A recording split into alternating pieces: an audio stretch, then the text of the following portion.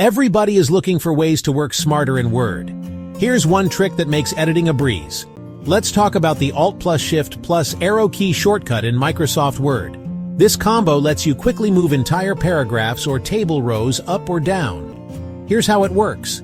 Place your cursor anywhere in a paragraph. Hold down Alt and Shift, then tap the up or down arrow key. Instantly, your entire paragraph jumps to a new spot. No copy, paste, or dragging needed. Now let's try it in a table.